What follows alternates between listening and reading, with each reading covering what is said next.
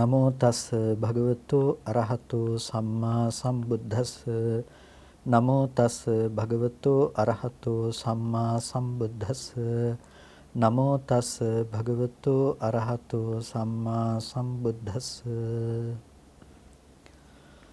ශ්‍රද්ධා සම්පන්න කාරුණික පින්නතුනි හැම කෙනෙක්ම උතුම් සද්ධර්ම ශ්‍රවණයට සූදානම් වන මොහොත භාවනා වැඩසටහන තුලින් භාවනා කර්මස්ථාන පිළිබඳව අප හඳුනා ගන්නට යෙදෙන්නේ. එහිදී ඒ අවස්ථානුරූපීව කාලයට අදාළ වන කරුණුත් සමග ඔබට භාවනාව පිළිබඳව පසුගිය වැඩසටහන් තුල හඳුන්වා දුන්නා.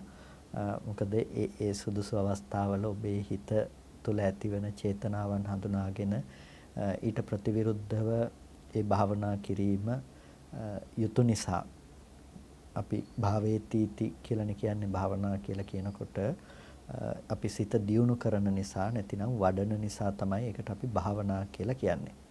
එතකොට හිත දියුණු කිරීමේදී සිත වැඩිීමේදී එහි තිබෙන ප්‍රධානම ලක්ෂණය තමයි අපි හිත පිළිබඳව අවබෝධ කරගෙන හිත පිළිබඳව තේරුම් අරගෙන ඒක සිද්ධ කරන එක. ඒ කියන්නේ හිතේ ස්වභාවය මොකද්ද කියන එක තේරුම් ගත්තාම හිතේ තිබෙන කුසල සහ අකුසල නිස්ෘත ස්වභාවය තේරුම් ගත්තාම ඒක භාවනාවට හරි පහසුයි. දැන් රාගය ඇති වෙලා තියෙනවා නම් අපි රාගය ඇති වුණු අවස්ථාවක ඒක තේරුම් ගත්තාම අපි දන්නවා දැන් ඒ වෙලාවට වැඩි යුතු භාවනාව මොකක්ද කියලා. ඒ වෙලාවට අපේ මූලික කර්මස්ථානයේ මෛත්‍රී භාවනාව වුණත් අපි මෛත්‍රිය නෙමෙයි ඒ වෙලාවට ප්‍රගුණ කරන්නේ. රාගයට ප්‍රතිවිරුද්ධව යන දෙයක්. ද්වේෂයේ හිතේ අමනාපයේ වැඩි වෙන වෙලාවට අපි ඒ වෙලාවට වඩන්නේ අසුභය වගේ කර්මස්ථානයක් නෙමෙයි. අපි ඒ වෙලාවට වඩන්නේ මෛත්‍රිය වගේ කර්මස්ථානයක්. අන්න ඒ නිසායි කිව්ව අපේ හිත හැසිරෙන විදිහ අනුව තීරණය කරලා ඒ දේ අනුව බලලා අපි සුදුසු කර්මස්ථානයක් තමයි ඒ වෙලාවට වැඩි යුතු වෙන්නේ. කොටින්ම කියනවා නම් අර අපි භාවනා වැඩසටහනේදී භාවනා පිළිබඳව හඳුන්වා දෙනකොට සබ්බත්තික භාවනා සහ පාරිහාරීය භාවනා කියලා භාවනාවෙහි ප්‍රධාන කොටස් දෙකක් පිළිබඳව අපි හඳුන්වා දුන්නා. ඒ කියන්නේ අපේ මූලික එක කර්මස්ථානයක් තබා ගත යුතුයි. ඒ වගේම මේ කර්මස්ථානයට අදාළ වෙන අනිකුත් පහසුව සඳහා පාවිච්චි කරන නිතර පාවිච්චි කරන්නට පුළුවන් තව එක කර්මස්ථානයක් තබා ගත යුතුයි. එහිදී ප්‍රධාන වශයෙන්ම සිත එකඟ කරලා ධ්‍යාන සමාපත්තිස් උපදවන්නට පුළුවන් ආකාරයේ කර්මස්ථානයක් අපිට ප්‍රගුණ කරන්නට පුළුවන්කම තිබෙනවා. ඒක අපි ප්‍රධාන කර්මස්ථානයේ විදිහට ඒක තමයි වඩන්නේ. දැන් උදාහරණයක් ඇටියට ආනාපාන සතිය. අපි ආනාපාන සති වගේ භාවනාවක් අපි තියාගන්නවා. කාය චිත්ත විවේකයන් ලැබුණාම අපිට පුළුවන් ඒ කමඨහන තුළ සිත මෙහෙයවමින් දැඩි ලෙස කෙලස් තවමින් වීරය කරමින් සමතය ප්‍රධාන මූලික කරගෙන හිත දියුණු කරන්න. හැබැයි අපිට අනිකුත් වත්පිළිවෙත් කටයුතු සිද්ධ කරනකොට අපිට ඒ කර්මස්ථානය වඩන්න අපහසු නිසා අපි තබා ගන්නවා තව කුසල නිස්ෘත භාවනාවක්. අපි හිතමු බුද්ධානුස්සතිය තබා ගන්නවා. එයා බුදුගුණ පිළිබඳව මනසිකාරය කරමින් එයා කරන වැඩ කටයුතු සිද්ධ කරනවා.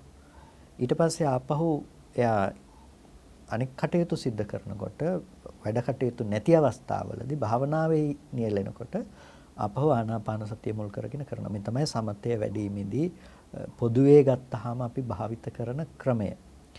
දැන් මේ හඳුන්වා දීමත් එක්කම පැහැදිලි කරන්නට යෙදුනා අපි ශ්‍රාවකයා නැතිනම් මේ භාවනාව වඩන කෙනා අපි භාවනා වචනයෙන් ගන්නවා නම් යෝගාවචරය අපි වර්ගීකරණය කරනවා. ඒ තමයි භික්ෂුන් වහන්සේලා ඉන්නවා. අද නම් සිල් මාතාවන් ඉන්නවා. ඊට පස්සේ උපාසක උපාසිකාවන් අපි ගත්තාම කොටස් දෙකකට බෙදන්නට පුළුවන්. අනගාരിക උපාසක උපාසිකාවන් සහ ගෘහස්ත උපාසක උපාසිකාවන් විදිහට. එතකොට අනගාരിക උපාසක උපාසිකාවනුත් අගාരിക උපාසක උපාසිකාවනුත් මේ කාටත් අපි පොදුවේ කර්මස්ථාන කතා කරනකොට පොදුවේ කතා කරන සීමාව වගේම පුද්ගලිකව ආමන්ත්‍රණය කළ යුතු සීමාවකුත් තිබෙනවා. දැන් මේ භාවනා වැඩසටහනෙන් අපි මූලික වශයෙන්ම ඉලක්කගත කරන්නේ අනගාരിക ඉන්න උපාසක උපාසිකාවන් කියන කොටසත් නෙමෙයි. ඒ අයටත් අර භික්ෂුණීන්ට අදාළ වන කර්මස්ථානම ඒ විදිහටම දියුණු කරගෙන යෑම කතා කරන්නට පුළුවන්. මොකද ඒ අය ගොඩක් සම්බාධ රහිතව වාසය කරන අය නිසා. ඒ අයත් සම්බාධ අඩු පිරිසක් නිසා. හැබැයි මේ භාවනා වැඩසටහනේදී මේ භාවනාව කියා දෙනකොට බොහොම සියුම් තැන් සමාපatti උපචාර අර්පණා මට්ටම් අපි බෙදා දක්වන්නේ නැතිව සාමාන්‍ය මට්ටමින් භාවනාව ප්‍රගුණ කරන හැටි කියාගෙන යන්න තියෙන හේතුව තමයි මේක අපි ඉදිරිපත් කරන්නේ. නැතිනම් මේ අවවාද දෙන්නේ මේ භාවනාව ගැන කියා දෙන්නේ අගාരിക උපාසක උපාසිකාවන්ට නිසා. ඒ කියන්නේ ගෘහයක ගිහිගෙදරක ජීවත් වෙන සාමාන්‍ය දිනදා කටයුතු සිද්ධ කරගෙන වාසය කරන පිරිසකට නිසා. එතකොට ඒ පිරිසට නිතරම හිත විසිරෙන අරමුණු බොහෝමයි, හිතන්න දේවල් තියෙනවා, කරන කියන වැඩ කටයුතු තියෙනවා. ඒ වගේම සමාජයේ නිරන්තරයෙන් ඇසුරු කරනවා. නිරන්තරයෙන්ම සමාජය ඇසුරු කරනකොට සමාජයේ පැත්තෙන් ඇතිවන පීඩාවන් තියෙනවා, සමාජයේ පැත්තෙන් ඇතිවන බාධාවන් තියෙනවා. ඒ වගේම සමාජීය මෙහෙවීම් හමුවේ ඔවුන්ගේ සිත් ඒ අනුව මෙහෙවෙන බව දකින්නට පුළුවන්කම තියෙනවා. අන්න ඒ නිසා තමයි භාවනා පිළිබඳව කතා කරනකොට ඒ කාලයට ගැලපෙන විදිහට ඔබේ මනස තුළ ඇතිවන්නට පුළුවන් අරමුණු පිළිබඳව ඔබ බුද්ධිමත්ව සිතා බැලිය යුත්තේ භාවනා කරනකොට. ඒ කියන්නේ හිත යන විදිහ ගැන බලන්නට ඕනේ. දැන් අපි සමාජයේ හිතේන ඇති වෙලා තියෙන තත්ත්වයන් අපි හිතමු මේ අපේ රටේ දැනට ඇති වෙලා තියෙන ආර්ථික සහ මේ ඇතිවෙච්ච අර්බුදකාරී තත්ත්වයන්. එතකොට මේ දේවල් දිහා බලාගෙන ඉන්නකොට පරිපාලන මේ තන්ත්‍රයන් තුලින් ගන්න දේවල් ගැන කතා කරනකොටත් ඇතැම් වෙලාවට කෙනෙකුගේ හිතට බොහොම ජුගුප්සා ජනක අප්‍රසන්න සහ හිතේ ද්වේෂය අමනාපය ඇතිවීම තමයි දකින්න පුළුවන්කම තියෙන්නේ. එතකොට මේ වගේ සංකල්ප උනත් අපි ධර්මයත් එක්ක සංසන්දනය කරලා බලනකොට අපි තේරුම් ගන්නට ඕන දේ තමයි අපි ඕනවට වඩා ඒ දේවල් පසුපස හඹා යාම තුළ අපිට භාවනාවක් වඩන කෙනෙක් විදිහට, හිත දියුණු කරන කෙනෙක් විදිහට, හිත රකින්න කෙනෙක් විදිහට අපිට වන්නේ හානියක්. එකෙන් අපිට වැදගත් දෙයක් සිද්ධ වෙන්නේ නැහැ. දැන් සමස්තයක් විදිහට ශාසනය ගැන කල්පනා කරලා යම්කිසි ශාසනය රැකවරණය සඳහා, රටේ රැකවරණය සඳහා ඒ ප්‍රශ්නය ඔබට විසඳන්න පුළුවන් ක්‍රමයක් තියෙනවා නම් ඒක ගැන හිතුවට කමක් නැහැ. හැබැයි ඔබට ක්‍රියාත්මක වන්න තියෙන මොහොත වෙනකන් ඇවිලෙන්නේ නැතුව ඉන්න එක තමයි වැදගත්ම දේ වෙන්නේ. අන්න ඒ නිසා ඔබේ හිත රැක ගැනීම කියන එක හැම මොහොතකදීම ඊටාම වැදගත්. සම්මුති පැවැත්ම ගොඩනගා ගන්න එක වගේම ඔබ දැක්ක යුතු දේ තමයි හිත ආරක්ෂා කර ගැනීම කියන එක. හිත රැක ගැනීම කියන එක. හැම තැනකදීම හිත ගැටෙන්න නොදී හිත ආරක්ෂා කර ගැනීම. මොකද ගැටුණා කියලා ප්‍රශ්න විසඳෙන්නෙත් නැහැ. ඒ වගේම තමයි ඔබ සිද්ධ කරගන්නෙත් අකුසලයක්. ඒ වගේම හිත නිතරම මේ දේවල් ඒ තොරතුරු පස්සේ යනකොට හිත ගැටීම් සහගත ස්වභාවයක හැම වෙලාවකදීම රැඳෙන්න පටන් ගන්නවා. ඒ යම් කාල පරිච්ඡේදවල ඒ සිදුවන සිදුවීම් නිසා සමහර වෙලාවට ඒ කාල පරිච්ඡේදය තුළ වාසය කරන සමූහයක් මිනිස්සු දුගතිගාමී වෙනවා. ඒ ඇවිල්ලා ඒ කාලයේ හිටින කාල විපත්තිය කියලා කියනවා අපි ඒකට. ඒ කාලයේ විපත්ති. ඒ කියන්නේ විපත්තිදායක කාලයක ඉපදුනහම සමහර වෙලාවට කුසල් කරගන්න පුළුවන් අය වුණත් අකුසල් තමයි සිද්ධ කරගන්නේ. අන්න ඒ නිසා මේ කාල විපත්තිය ඇතුලේ ඔබ මේ විපත්තිය කාල විපත්තියක් බවට පත් නොකර ගැනීමේ වගකීම ඒක අනිත් අය සතුව නෙමෙයි තියෙන ඔබ සතුව. එතකොට ඔබ හිත රැක ගන්නට ඕනේ. එහෙනම් ඔබේ හිතට එන අරමුණු වල ඊට ප්‍රතිපක්ෂව ඔබ වැඩි යුතු මානසිකාරය ගැන ඔබ බොහොම කල්පනාකාරීව තේරුම් අරගෙන සිද්ධ කරන්නට ඕනේ. ද්වේෂයේ පැත්තට බර සිතුවිලි නිරන්තරයෙන් එනවා නම් ඔබ වැඩිපුරම භාවිත කළ යුතුයි මෛත්‍රිය කියන දේ. ඒ වගේම ඔබට මේ පැත්තෙන් ආදීනව සංඥාව කියන එක ලෝකයේත් එක්ක අපි නිතර ගැටෙනකොට අපිට ඇති වෙන ආදීනමේ පිළිබඳව අපි ගැටීමෙහි තිබෙන નિરර්ථක බව පිළිබඳව කල්පනා කරන්නට ඕනේ. එතකොට මෙහෙම කිව්වහම කෙනෙකුට හිතෙන්න පුළුවන් මේ කියන්නේ අපි සම්මුතිය තුළ අපි මේ පැවැත්මට විරුද්ධව කටයුතු කරන්න එපා කියලාද කියන එක. නෑ, එහෙම සම්මුතිය ගැන කතාවක් නෙමෙයි මෙතනදී මේ කරන්නේ, හිත ගැන කතාවක්. එතකොට හිතේ පෙළීම කියන එකට, හිත විනාශ වීම කියන එකට කිසිම දෙයක් බාහිරින් එන්නේ නැහැ අපිට රැකවරණය හදලා දෙන්න. ඒකට පිහිට තමන්ම තමයි හිත හදාගත්තොත් තමන්ට යහපත වෙන්නේ. ඒක වරද්දගත්තොත් ඒකේ අයහපතත් තමන්ටම තමයි. අන්න ඒ නිසා මේ කතා කරන්නේ හිත හදා ගැනීමේ පණිවිඩය පිළිබඳව. ඒක කෙනාට බාර දෙයක්. එතකොට මේ හිත සකස් කර ගන්නකොට අපේ හිතේ පවතින ධර්මයන් පිළිබඳව අපි අවධානයේ නිරන්තරයෙන්ම පසුවන්නට ඕනේ කුසල අකුසල ධර්මයන් ගැන. අකුසලයක් ඇති වෙනකොට අකුසලයේ දුරු කරන්න ඕනේ. කුසලයක් උපදිනකොට කුසලයේ පවත්වා ගන්නට ඕනේ, වැඩි දියුණු කරන්නට ඕනේ. ඒ විදිහට අපි වාසය කරන්නට ඕනේ. එතකොට අන්න එලෙස වාසය කිරීම තුළ තමයි අපිට පුළුවන්කම තියෙන්නේ අපේ සිත භාවනාවට වඩාත් කර්මන්නේ සිතක් බවට පත් කර ගන්නට. එතකොට මේ කාලේදී බොහොම උචිත සහ ගොඩක් අපෙන් මගහැරී යන භාවනාවක් තමයි දේවතානුස්සතිය කියලා කියන්නේ.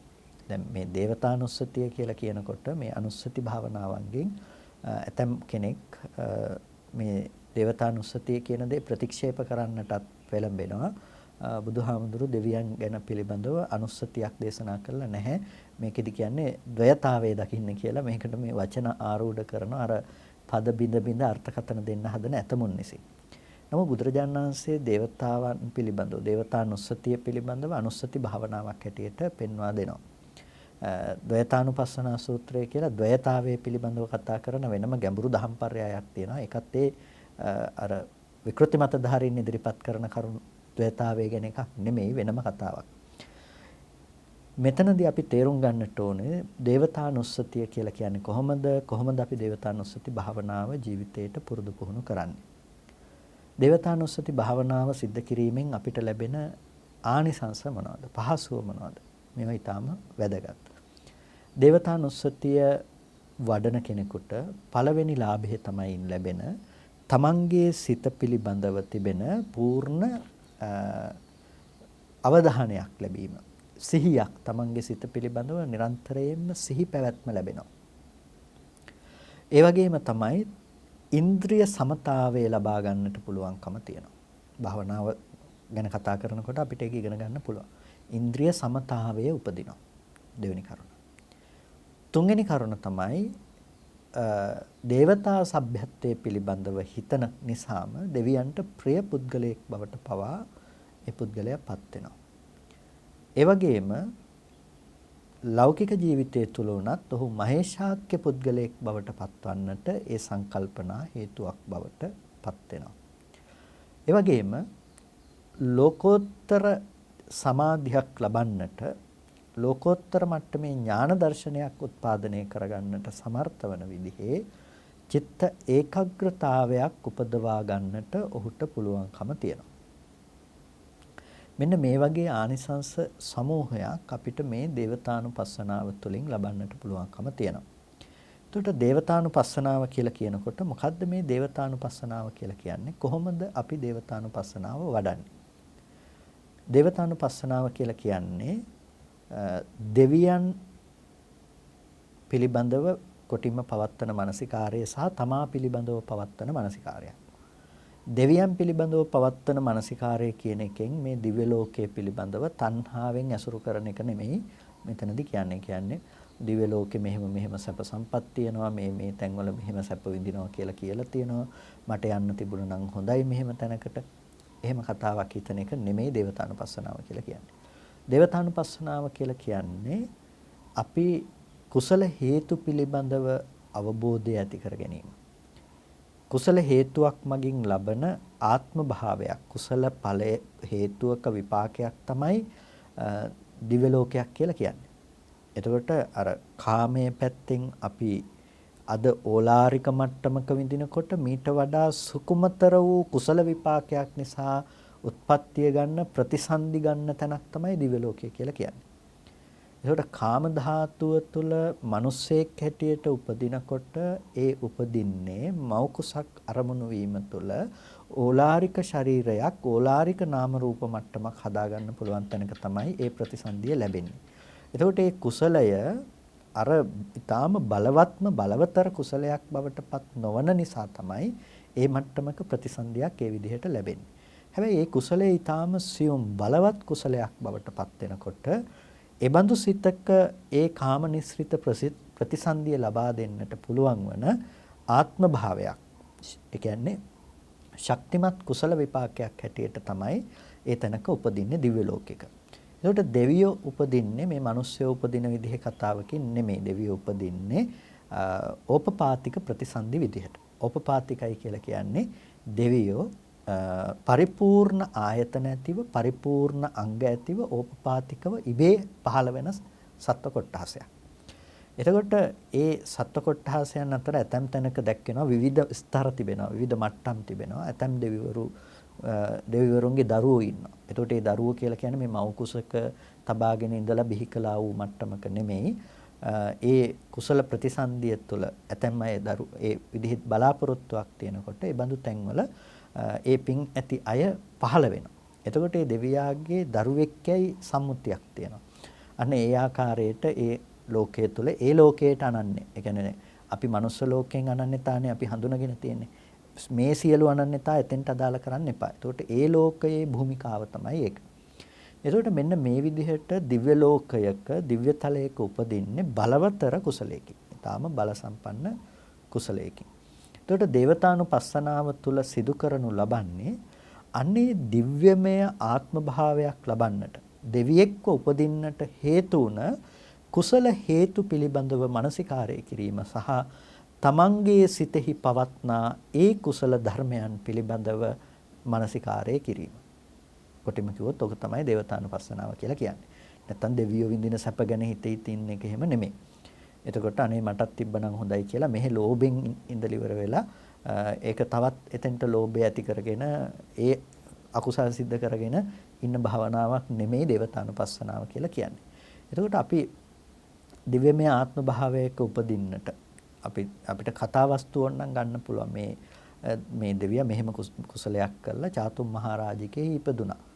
එහෙම නැතිනම් යාම දිව්ලෝක ඉපදුනා, තුසිතේහි ඉපදුනා, තාවතින්සේ ඉපදුනා, යාමේහි මේ විදිහට ඉපදුනා. මේ ආදී ලෙස අපිට මේ පරිනිම්මිත වසවත්ති දිව්‍ය ලෝකේ, ඒ වගේම නිම්මාන රති දිව්‍ය ලෝකේ, ඒ වගේම යාමයේ, තුසිතයේ, ඊට පස්සේ චාතුම් මහරජිකාවේ මේ විදිහට අපිට දිව්‍ය ලෝකයන් වල ඉපදිච්ච විදිහ ඒ කියන්නේ තවතිසා සහ චාතුම් මහරජිකා කියන මේ දිව්‍ය ලෝක හයේ අපිට උපදින්නට හේතු වන විදිහ පිළිබඳව කල්පනා කරලා බලන අපි කතා වස්තුවල දැන් අපිට අහන්නට ලැබෙනවා විමානවත්ව ආදී දේවල් වල වේමානික ආත්ම භාව ලබන්නට හේතු වෙච්ච දේවල් කුසල් අපිට දකින්න පුළුවන්කම තියෙනවා. ත්‍රිපිටකය තුළ අපිට බොහෝ කතා ප්‍රවෘත්ති තිබෙනවා. දෙවිවරු ඇවිල්ලා තමන් කළ කුසල් පිළිබඳව සඳහන් කරන කතා ප්‍රවෘත්ති. බුද්ධ දේශනාව ඇසුරෙන් කුසල විපාක විදිහට කතා කරන ගැඹුරු ධර්ම කාරණා තිබෙනවා. මේ සියල්ලංගෙම එකතුවක් තමයි දේවතානුස්සතියට පාදක වන්නේ.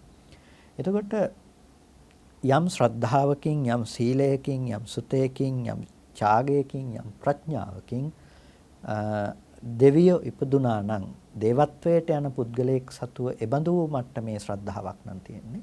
ඒ ශ්‍රද්ධාව මා කෙරෙහි තියනවද? තමන් පිළිබඳව බලනවා. තමන් පිළිබඳව බලමින් තමාගේ ශ්‍රද්ධාව ඒ මට්ටමට සමාන කරනවා. තමන්ගේ ශ්‍රද්ධාව ඒ මට්ටමට සමාන කරනවා. තමන්ගේ සීලය ඒ මට්ටමට සමාන කරනවා. තමන්ගේ සුතය ඒ මට්ටමට සමාන කරනවා. ත්‍යාගය ඒ මට්ටමට සමාන කරනවා. ප්‍රඥාව ඒ මට්ටමට සමාන කරනවා. ඒ වගේම තමන්ගේ හිතේ තියෙන සද්ධාව, වීරය, සතිය, සමාධිය, ප්‍රඥාව මෙන්න මේ අංගයන් අපි ඒ මට්ටමත් එක්ක සංසන්දනය කරමින් අපි සමාන කරන්නට උත්සාහවත් වෙනවා. එතකොට මේ බඳු මට්ටමේ ශක්තිමත්ව ඒ හිත පවත්වපු නිසා තමයි මේ මට්ටමේ ප්‍රතිසන්දියක් ලැබුණේ. එහෙනම් මාත් ඒ බඳු මට්ටමේ ශ්‍රද්ධාවක් පවත්වන්නට ඕනේ. එක එක කතා වස්තු ආශ්‍රයෙන් කෙනෙකුට මේ භාවනාවට පාදක කරගන්න කරුණු හිතන්නට පුළුවන්කම තිබෙනවා. දැන් උදාහරණයක් හැටියට බුදුරජාණන් වහන්සේගේ ධාතු පූජා පවත්වනකොට අර එක උපාසකම්ම කෙනෙකුට පූජා කරන්නට කියලා දෙයක් තිබුණේ නැහැ. ඒ උපාසිකාව ඒ වෙලාවේදී ඒ උපාසිකාවට තිබුණ එකම සම්පත්තියක්, එකම දැකපු දේ තමයි, ලස්සනම දේ තමයි වැටකොළු මල් තුනක්. මේ වැටකොළු මල් තුන අරගෙන යන අය පූජා කරන්නට කියලා. වැටකොළු මල් තුන අරගෙන පූජා කරන්නට යනකොට අතරමඟදී ගව දෙනක් ඇනලා ඇය කලුරිය කරනවා. පූජා කළත් නැහැ. තාම මේක පූජා කළත් නැහැ. පූජා කළත් නැතිව ඇය අර කුසලයේ පිළිබඳව තිබුණ ඒ ශ්‍රද්ධාව නිසා, ඒ වීරිය නිසා, ඇයගේ තිබුණු ඒ කුසල ශක්තිය නිසා ඇය දිව්‍ය ලෝකයේ උපදිනවා. එතකොට දැන් බලන්න පූජාව කියන දේ මොනතරම් සුළු වැටකොළු මල් තුනක් වගේ දෙයක්ද? ඒ වගේම උත්පත්තිය ලැබපු තැන මොන වගේ ප්‍රධාන තැනක්ද? මේකට හේතුව මොකද්ද? මේකට හේතුව මලත් නෙමෙයි. මේකට හේතුව පුද්ගලයක් නෙමෙයි. මේකට හේතුව පූජා කරන්නට අරගෙන ගියපු කෙනත් නෙමෙයි. ඒ පිළිබඳව පවත්වපු චේතනා සම්පත්තිය. චේතනා සම්පත්තිය. එයාගේ හිතේ මහා ශ්‍රද්ධාවක් තිබුණා. ශ්‍රද්ධාවක් තිබුණා. එයාට තියෙන එකම දේ වැටකොළු මල් තුන අරගෙන ගිහිල්ලා පූජා කරන්න ඕන කියන ශ්‍රද්ධා සම්පන්න සිත. එතකොට අපේ හිත නැමෙනවද එහෙම පූජාවක් කරන්න? අපේ හිතේ එහෙම ශ්‍රද්ධාවක් තියනවද? තමන් පිළිබඳව ආවර්ජනා කරලා බලනවා. ශ්‍රද්ධාව අඩු නම් මම ශ්‍රද්ධාව දියුණු කරන්නට ඕනේ. බුදුරජාණන් වහන්සේ මේ බඳු ගුණ ඇති මහෝත්තමයාණන් වහන්සේ නමක්. උන්වහන්සේ පූජ්‍යාර්හයි. මේ ගුණයට උන්වහන්සේ පූජ්‍යාර්හයි කියලා අපි ශ්‍රද්ධාව දියුණු කරනවා. ඒ වගේම සීලය නිසා කෙනෙක් සුගතියෙහි උපදින විදිහ අපි හොඳට බලනවා. කෙනෙක් සිල් ආරක්ෂා කරලා සීලය නිසා සුගතිගාමී වුණ ආකාරය දකිනවා. එතකොට අන්න අපි ඒ පිළිබඳව බලලා මගේ තුල සීලයේ විදිහට පවතිනවද පිරිසුදු? Taman සිල්වත් වෙනවා. Tamanගේ අඩුපාඩු තියෙනවා නම් ඒක සකස් කරගෙන මේ වෙලාවට නැවත එයා අර දෙවියන්ගේ විද්‍යමාන වන ගති ස්වභාව, ගුණ ස්වභාව පිළිබඳව බලමින් එයා Taman තුල එය උපදවා ගන්නට උත්සාහවත් වෙනවා. මේකෙදි ඉන්ද්‍රිය සමතාවයත් උපදිනවා කියලා කිව්වේ අපි ශ්‍රද්ධාව, වීරය, සතිය, සමාධිය, ප්‍රඥාව කියන මේ ගුණධර්මයන් අපි ඒබඳු මට්ටම් වල පවත්වන ගුණධර්මයන් දෙස බලමින් අපි මෙහි හික්මෙන්නට උත්සාහවත් වන නිසා.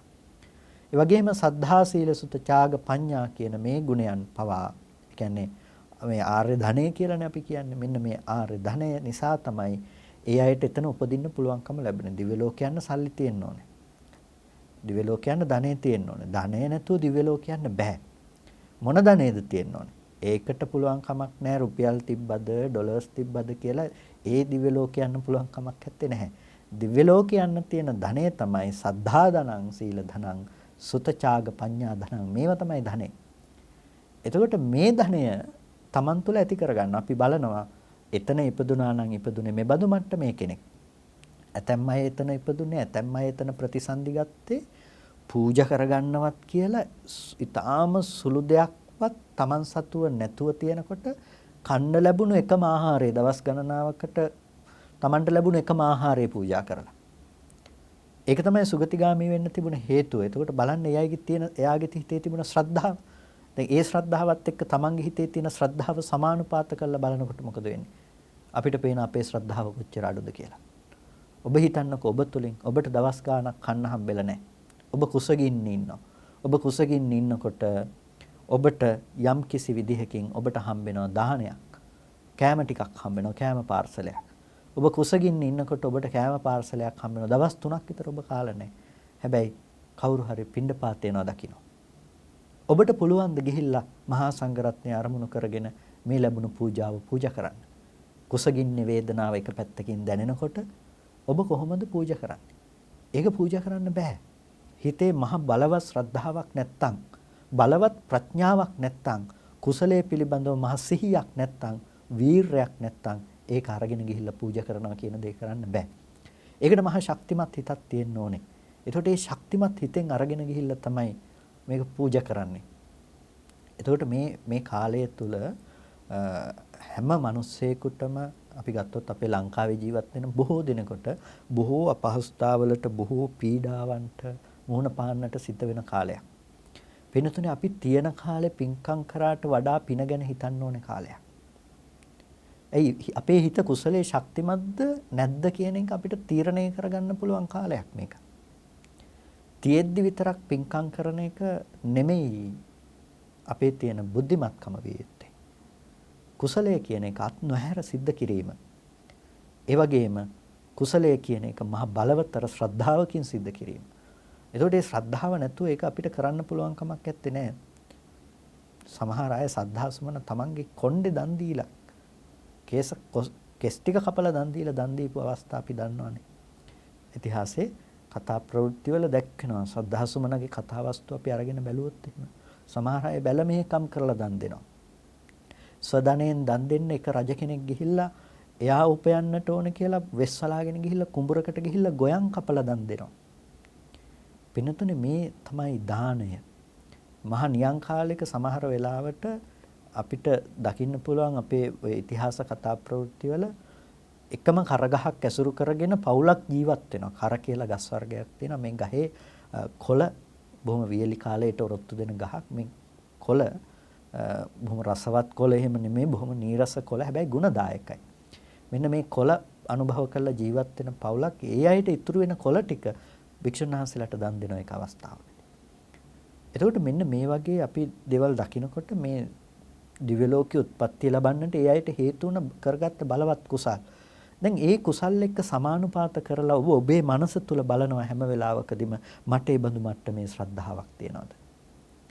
දැන් ධනෙනේ අපි කියවනේ මුදල් තියෙන්න ඕනේ දිව්‍ය ලෝකයන්නේ කියලා. දැන් ඔබේ මුදල් තමයි ඔබ පරීක්ෂා කරලා බලන්න ඕනේ. මට තියනවාද එතෙන්ට යන්න මුදල්? මට තියනවාද ශ්‍රද්ධාව නැමැති මුදල? ඒක අඩුයි නම් එහෙනම් තේරුම් ගන්න අපිට එතෙන්ට යන්න පුළුවන් කමක් නැහැ කියන එක. අපිට එතෙන්ට යන්න පුළුවන් කමක් නැහැ. ඒක ඉන්න තැනිනුත් පල්ලෙහාට වැටෙන්න තියෙන හේතුවක් තමයි ඒක. අර සමහර වෙලාවට මතවාද ප්‍රකාශ වෙනවනේ මේ කාලේ. අර එක්තරා භික්ෂුන් වහන්සේ නමක් උපදේශ දීලා තිබුණ දේ තමයි පහන් පත්තු කරේ නැහැ කියලා. බුදුහාමුදුරුවෝ තරහ වෙන්නේ නැහැ. මොකද මේ කාලේ තෙල් ගණන් වැඩි කියලා. දැන් පින්නතුනේ අපි හොඳට තේරුම් ගන්න ඕන දේ තමයි අපි පහනක් පත්තු කරන්නයි කියන එක. පහන පත්තු කළා කියලා බුදුහාමුදුරුවෝ බුදුරජාණන් වහන්සේ පිරිනමන පාව භාග්‍යතුන් වහන්සේට එකෙන් ලැබෙන දෙයක් නැහැ. ලැබෙන්නේ මොකද්ද? ඒක ලැබෙන්නේ අපිට. මොකද්ද? අලෝභ, අද්වේෂ, අමෝහ සහගත චේතනාව. අපි බුදුරජාණන් වහන්සේට ජීවමාන බුදුරජාණන් වහන්සේට ආලෝකයක් වේවා කියලා පූජා කරන්නේ. ඒ ශ්‍රද්ධාව කොහෙද ඇති වෙන්නේ? තමන්ගේ හිත පැත්තේ. කර්මයේ කර්මඵලයේ දන්න නුවණ කොහෙද ඇති වෙන්නේ? තමන්ගේ හිත පැත්තේ. දාන චේතනාව ඇති වෙන්නේ කොහෙද? තමන්ගේ හිත පැත්තේ. ඒ තෙල් ටික අපි පහන පත්තු කරන්නේ නැතුව ව්‍යංජනයකට දැම්මොත් එහෙම අපිට ඒක අද දවසේ කන්න පුළුවන්. පොඩි දෙයක් එක වේලක එක්කෙනෙකුට පරිහරණය කරන්න තියෙන දෙයක්. ඒකෙන් මොකද්ද වෙන්නේ? ඒක ඉවරයි. පහවදා වෙනකොට ගන්න දෙයක් නැහැ. හැබැයි එකෙන් කුසලයක් වෙලාද? කුසලයක් වෙලක් නැහැ. හැබැයි එක පහනක් පත්තු කිරීමෙන් ලැබෙන ආනිසංස කොච්චරද? පහන පත්තු කරන්න ඔබ කොච්චර දෙයක් කරන්න ඕනද? මේ වෙලාවේ තෙල් ටිකක් නැතුව ඉන්න ඔබ තෙල් පහනක් බුදුරජාණන් වහන්සේට පත්තු කරන්න ඔබ මොනතරම් බලවත් ශ්‍රද්ධාවකින් පසු වෙන්න ඕනේද? ඔබ මොනතරම් හිතේ ප්‍රඥාවක් තියෙන්න ඕනේද? බාධාව ඔබට නැතිකම කොච්චර මැඩගෙන කරන්න ඔබට වීරයක් තියෙන්න ඕනේද? කොච්චර කුසලයේ පිළිබඳ ඔබට සිහියක් තියෙන්න ඕනේද? ඔබේ හිතට අකුසලයක් නොපැමිණේවා කියලා. මෙන්න මේ කුසලයේ තුල තියෙන ශක්තිමත් කමෙන් තමයි කෙනෙකුට නැතිම වෙලාවකත් පහන පත්තු කරන්න පුළුවන්කම තියෙන්නේ. වැදගත් වෙන්නේ ලෝභයෙන් කෑම ආහාරයක් විදිහට ගැනීමද පහනක් පත්තු කිරීමද? වැදගත් වෙන්නේ පහන පත්තු කිරීම. ඇයි ඒකේ වැදගත් වෙන්නේ කුසලයේ අපි කර්මයේ කර්මඵලයේ දන්න නුවණක් අපිට තියෙනවා. ඒකෙන් ලැබෙන විපාක පිළිබඳව අපි දන්නවා. ඒ වගේම අපි දන්නවා ඒකෙත් තියෙන වටිනකම මොකක්ද කියලා. හැදෙන්නේ හිත කියලා. එතකොට අපි අර දෙවියන්ගේ මට්ටමත් එක්ක අපි හිතනවා කියලා කියන්නේ හැමෝ ඒ මට්ටමක උපදින්න ඒසා ශ්‍රද්ධාවක් තියෙන්න ඕනේ. ඒසා ප්‍රඥාවක් තියෙන්න ඕනේ. ඒසා සිහියක් තියෙන්න ඕනේ. ඒසා වීරයක් තියෙන්න ඕනේ. එතකොට අපේ හිතේ ඒකාග්‍රතාවයක් ඒසා තියෙන්නට ඕනේ. එතකොට දැන් අපි මේ කුසලයේ කරන්න අපි පෙළඹෙන හේතු ටික මෙහි සම්පාදනය කරගන්නවා ඒ මට්ටමත් එක්ක හිතමින්. එතකොට අන්න ඒ විදිහට අපි මේ කුසලයට අවශ්‍ය පසුබිම නිර්මාණය කරගන්නකොට කුසලයට අවශ්‍ය පසුබිම අපි සකස් කරගන්නකොට නිරන්තරයෙන්ම මොකද වෙන්නේ? හැම වෙලාවකදීම අපේ හිත අර සුගතිගාමී වන්නට සුදුසු මට්ටමේ බලවත් කුසල සහගත සිතුවිලි වලින් පරිපූර්ණ සිතක් බවට පත්වීම සිද්ධ වෙනවා. ඒ වගේම අපි ඉන්ද්‍රිය ධර්මයන් ගැන නිරන්තරයෙන් මෙනෙහි කරන නිසා අපිට ඉන්ද්‍රිය ධර්මයන් පිළිබඳව අවබෝධ කරගෙන දියුණු කරන්න පුළුවන්කම ලැබෙනවා. දැන් මම කියවනේ අපි ශ්‍රද්ධාව බලනවා. ශ්‍රද්ධාව අඩුයි කියලා තේරුණොත් දැන් ශ්‍රද්ධාව දියුණු කරන්න බලනවා. වීර්ය අඩුයි කියලා තේරුණොත් ඔන්න අපි වීර්ය දියුණු කරන්න බලනවා. සිහිය අඩුයි කියලා තේරුණොත් සිහිය දියුණු කරන්න බලනවා. ඒ වගේම එයාට තේරුණොත් එහෙම එතනදී ප්‍රඥාව අඩුයි කියලා එයා ප්‍රඥාව දියුණු කරන්න බලනවා. කර්මයේ කර්මඵලයේ දන්න නුවණ ආදී දේවල් වලට හිත තියලා. දැන් මේ විදිහට එයා ඉන්ද්‍රිය ධර්මයන් දියුණු කරන්න උත්සාහවත් වෙනකොට නිකම්ම ඉන්ද්‍රිය සමතාවයේ උපදිනවා, හිත එකඟ වෙනවා. ඒ පවත්තන මානසිකාරය තුළ දේවතානුපස්සනාව තුළ මේ හිත එකඟ වෙනවා. ඒ වගේම එයා ධනවතෙක් වෙනවා, ආර්ය ධනයන්. ආර්ය ධනය තුළ එයා ධනවතෙක් බවට පත් වෙනවා. එතකොට කොටින්ම කියනවා නම් එයා ජීවමාන දෙවි කෙනෙක් වෙනවා. එතකොට එයාගේ හිත. එතකොට ඒ බඳු හිතකට ඒ බඳු විපාකයක් ලැබෙනවා කියන එක, හේතුවකට ඵලයක් ලැබෙනවා කියන එක සිද්ධ වෙන දෙයක්. අන්න ඒ නිසා සමාන සිත් ඇති පුද්ගලයා හැමදාම ලෝකේ සැසඳෙනවා. සමාන සිත් ඇති පුද්ගලයා හැමදාම ලෝකේ සැසඳෙනවා. එතකොට ඒ මට්ටමේ කුසල් කරලා ඒ බඳු මට්ටමේ සිතකින් ඉපදුනා නම් දෙවිවරු වෙලා යම් පිරිසක්. ඒකයි කිව්වේ දෙවිවරු පවා බොහොම මෛත්‍රී සහගතව අය දිහා බලනවා. ඒ අයගේ පිහිට ලැබෙනවා කියලා. ඒකට මේ දේවතානුපස්සනාව මෙන්න මේ විදිහට තමයි අපි සිද්ධ කළ යුතු වෙන්නේ. ඒ නිසා මේක අනුපස්සනාවක්, මේක අනුස්සති හයෙන් එක භාවනාවක්. එතකොට මේ අනුස්සති හයෙන් එක භාවනාවක් වන දේවතානුපස්සනාව භාවිත කරන්න. ඒකෙන් මේ ලෞකික අර්ථ ගොඩාක් සාධනය කරගන්න පුළුවන්කම තියෙනවා. ඒකට ඒකෙන් අපේ ජීවිතයට ලං කරගන්න පුළුවන් කුසල මාර්ගයක අපේ ජීවිතේ නිතරම පවත්වා ගන්න පුළුවන්. හැම වෙලාවකදීම ඔබේ හිත පිළිබඳව දැන් අවධානයෙන් පසු වෙන්නේ.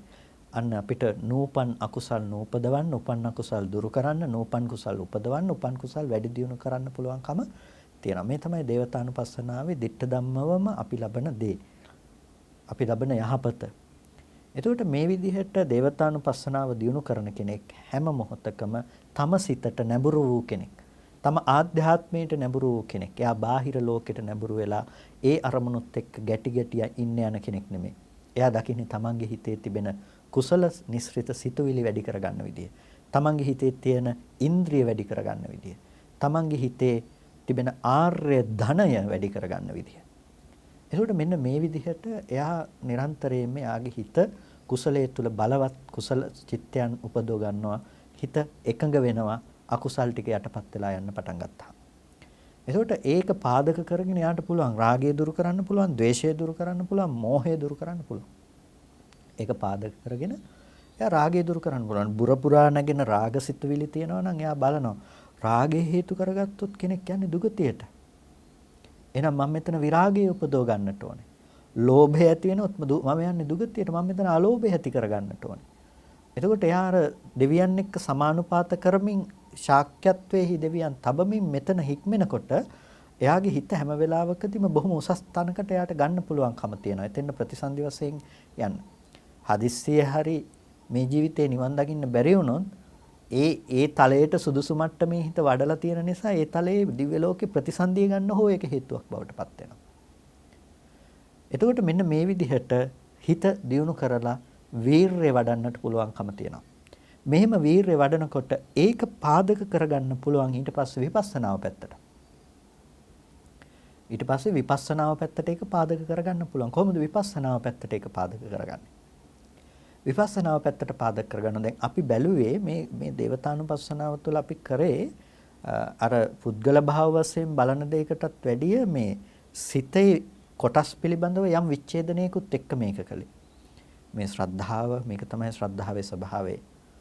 මේක තමයි වීරයේහි ස්වභාවය. මේක තමයි සතියේ ස්වභාවය. දැන් අපි හඳුනාගත්තා ඒ ගති ටික. එතකොට මේ අකුසලයේ, මේ ලෝභයේ ස්වභාවය, මේ ද්වේෂයේ, මෝහයේ ස්වභාවය, මේ ගති ටිකක් හඳුනාගත්තා. දැන් තව විදිහකින් කියනවා නම් මේ හේතු සහ ඵල. මේ කුසල් හේතු ටික වඩලා තමයි දිව්‍ය ලෝකේ දෙව්ලොව කෙනෙක් ඉපදුනේ. මේ කුසල හේතු ටික වඩලා කුසල හේතු ටික දියුණු කරලා තමයි දිව්‍ය ලෝකේ කෙනෙක් ඉපදුනේ. දැන් ඔන්න කුසල විපාකයේ ගැන යාට තියෙන දැක්ම. ඊට පස්සේ තවත් එයා බලනවා අකුසල හේතු කළොත් එයා දුගතිය යනවා. දැන් එතකොට හේතුඵල ධම ඇතුලේ එයාට තියෙනවා ලෝකෝත්තර දර්ශනයකට අදාළ වෙන ඥාන දර්ශනයක් පවත්වන්න අවශ්‍ය වෙන වස්තු බීජ ටික. ඒ තමයි හේතු සහ ඵල. නැතිනම් කර්ම, විපාක, ආය කර්ම, නැවත විපාක. පටිච්ච සමුප්පන්න ධර්මතාවයක්. අර ක්‍රියාවලිය පිළිබඳව පවත්වන මානසිකාරයම තව දුරටත් එයාට දියුණු කරගෙන පටිච්ච සමුප්පන්න ධර්මයක් විදිහට තමන්ගේ ජීවිතය දිහා බලන විදිහට එයාට ඒක දියුණු කරගෙන යන්න පුළුවන්කම තියෙනවා. බලනවා අද කුසල හේතු ටිකක් කුසලයක් කරනවා කියලා කියන්නේ මේ හිතේ කුසල හේතු ටිකක් සකස් කරගන්න එක.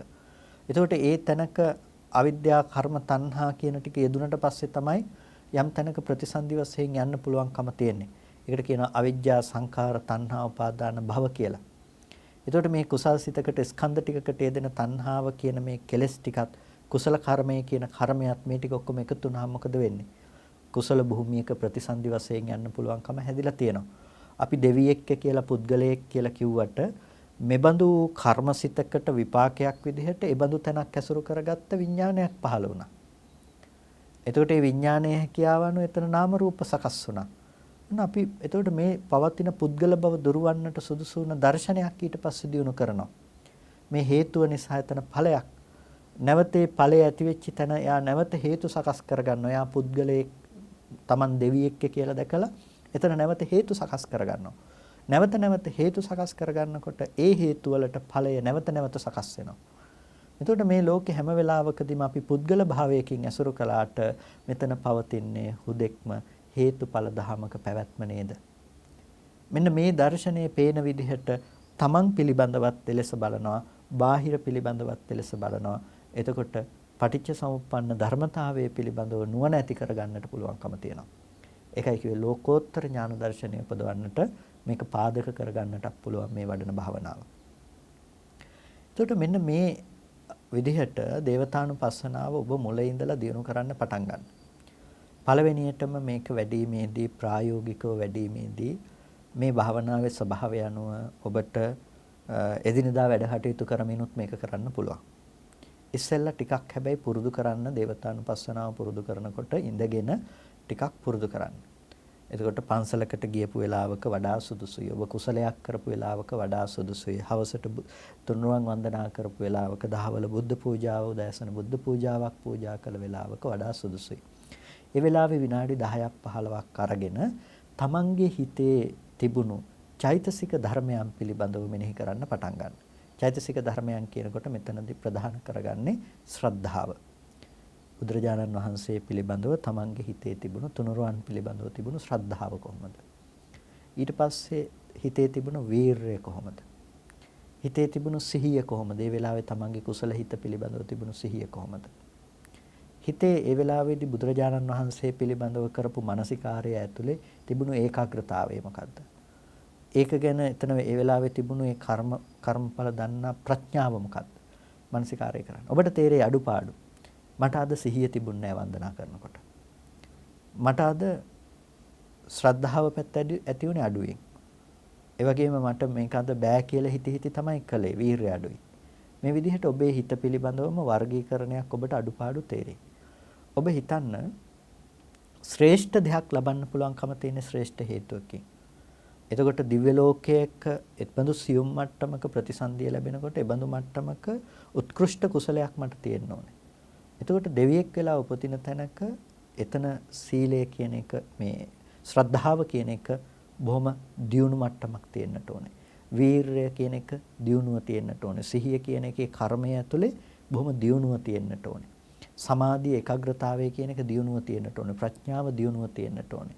ශ්‍රද්ධා සීල සුතචාග පඤ්ඤා කියලා ආර්ය ධනෙ පැත්තෙන් උනත් බලන්න පුළුවන්. එතකොට මේ දේවල් දියුණුව තියෙන්නට ඕනේ. එතකොට මෙන්න මේ විදිහට මේ අද මේ දේ ඇතුලේ මට දියුණුව තිබුණේ නැහැ. එහෙනම් මේ දේ මම ශක්තිමත් කරගන්නට ඕනේ. දැන් හැම වෙලාවකදීම අර දේ පිළිබඳව එය තබමින් ඊට අනුරූපීව තමන්ගේ ගති ඒ මට්ටමට හෝ ඊට වඩා හෝ දියුණු කරගන්නට අවශ්‍ය විදිහට අපි මානසිකාරයේ පවත්වන්න පටන් ගන්නවා. මේක ඉස්සෙල්ලාම කරන්නේ තමන්ගේ ගති ටික පිළිබඳව මානසිකාරය කරලා දෙවනුව ඒ ගති ටික අපි ආදේශ කරලා බලනවා. එතකොට අපිට අඩුව සකස් කරගන්න පුළුවන්කම තියෙනවා. ඊට පස්සේ අපි නැවත ඊළඟ දවසේදී ඒක වඩා හොඳින් සිද්ධ කරනවා. සමහර විට අපි වැඩ කටයුතු කරනකොට උනත් මේ මානසිකාරය නිරන්තරයෙන්ම අර අඩුපාඩු වෙච්චි දේ ශ්‍රද්ධාව අඩු වුණා නම්, වීරිය අඩු වුණා නම්, සිහිය අඩු වුණා නම් අපි ඒ අඩු වෙච්ච දේ දියුණු කරගන්න උත්සාහවත් වෙනවා. එතකොට අන්න ඒ විදිහට ඔබ අනවතරයෙන් දේවතානුපස්සනාව වඩන කෙනෙක් බවට පත්වන්නට පුළුවන්කම තියෙනවා. ඒ විදිහට දේවතානුපස්සනාව හැම මොහොතකම নিরතුරුවම පුරුදු කරන කෙනෙක් බවට ඉස්සෙල්ලාපත් වෙන්න.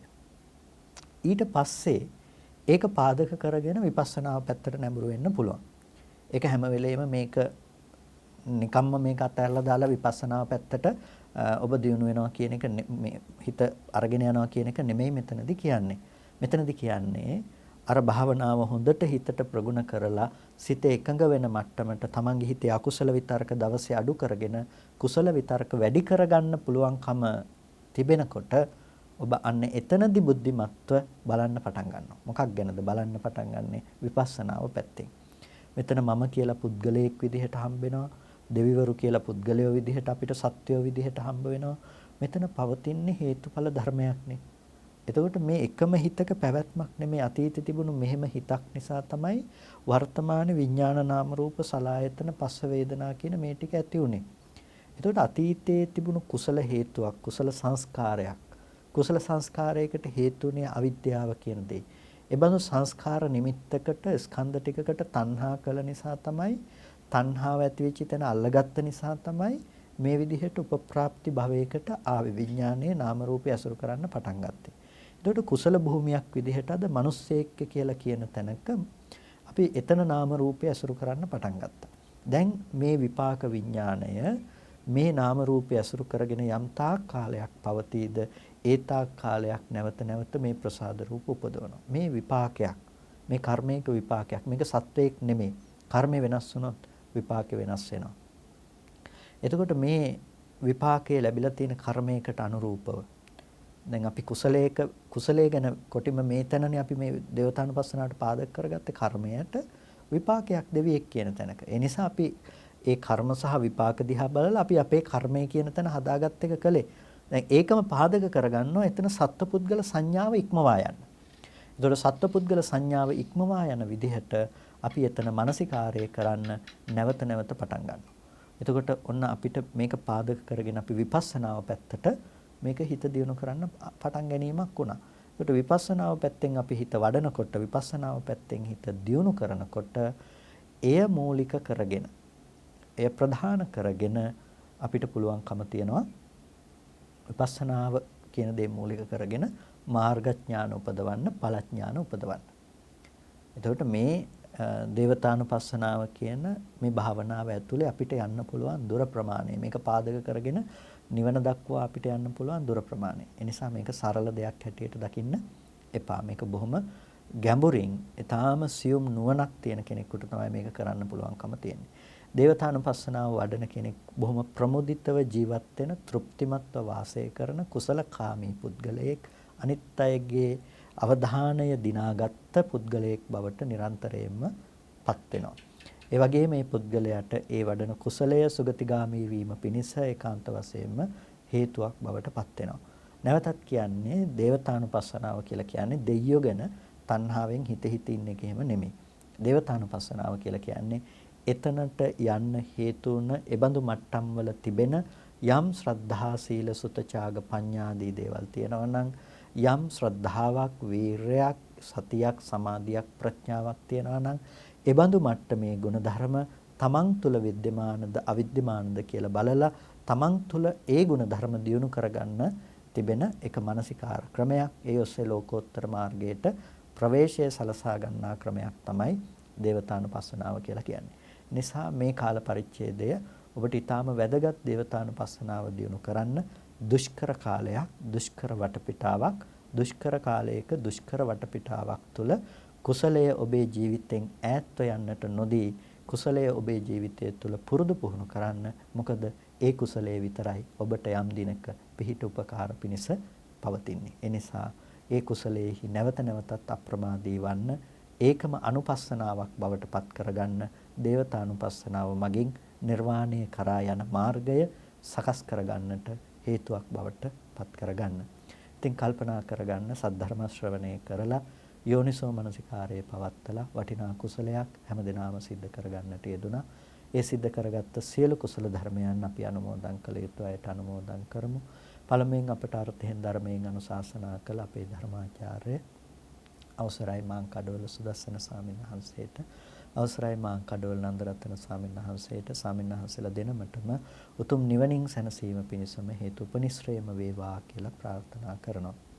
ඒ වගේම ඒ සියලු කුසලය අපි දෙවියන්ටත් අනුමෝදන් කරමු. ඉෂ්ඨකාරක ස්ථාන අධිග්‍රහිත ආදී සියලු දේවගණ සමූහයා මේ පින සතුටින් සාදුනාදයෙන් අනුමෝදන් වනු ලබත්වා දෙවියන්ට උතුම් නිවනින් සැනසීම පිණිසම මේ කුසලය හේතුපනිශ්‍රේම වේවා කියලා සාදු කියලා දෙවියන්ටත් පින් දෙන්න. ඒ වගේම අද ධර්මදේශනාවෙහි දායකත්වයෙන් කටයුතු කරනවා කිරියල්ලේ පදිංචි අකලංක සජිත් මහත්මයා විසින් ඒ පුණ්‍යානුමෝදනා කරන්නට බලාපොරොත්තු වෙනවා. එතුමා නමින් මිය පරලෝ යන්නට යෙදුණු සෑම සියලු ඥාති වර්ගයාටම ඒ පුණ්‍යානුමෝදනා කරන්නට කල්පනා කරගන්න මෙලෝ වශයෙන් හෝ සාංශාරිකව මේ ගිහිල්ලා ඉන්න එතුමා නමින් සහ මේ සෑම සියලු දෙනා නමින්ම මිය පරලෝ ගිහිල්ලා යම් ඥාතිවරයෙක් පින් බලාපොරොත්තු වෙනවා නම් සෑම සියලු ඥාති වර්ගයාම මේ පින තමන් කළ පිනක් සතුටින් සාදුනාදයෙන් අනුමෝදන් වනු ලබත්වා ඒ ඥාතීන්ට අමා මහ නිවනින් සැනසීම පිණිසම මේ කුසලය හේතුපනිශ්‍රේම වේවා කියලා සාදු කියලා ඥාතීන්ට පින් අනුමෝදන් කරන්න. ඒ වගේම අද දායකත්වයෙන් කටයුතු කරන කිරියල්ලේ පදිංචි අකලංක සජිත් මහත්මයාටත් ඒ වගේම එතුමා මූලික අරමුණ හැටියට ඊටාම සත්පුරුෂ අදහසක් තබාගෙන තිබෙනවා. සම්බුදු සසුනේ චිරස්ථිතිය සඳහා පිරිසුදු ථේරවාද සද්ධර්මයේ අඛණ්ඩව ඉදිරියට පවත්වා ගැනීමට හැකියාවරින් දායකත්වයේ දක්වනවා කියන ඒ සත්පුරුෂ අදහස ඇතිවයි දායකත්වයේ දක්වන්නේ. ඉතින් ඒ පින්වත් මහත්මයාට ධර්ම ශ්‍රවණය කළ ඔබ සෑම සිළු දිනාටමත් මේ කුසලය ඔබ හැම දිනාගේම ජීවිතය තුළ ලෞකික යහපත් භාවයන් ඇති කරගෙන තුම් වූ නිර්වාණාධිගමය සිද්ධ කරගන්නටත් සසුන් ධර්මය සුරක්ෂිත කර තබන්නටත් ශක්තිය ධෛර්යය වාසනාව සැලසේවා.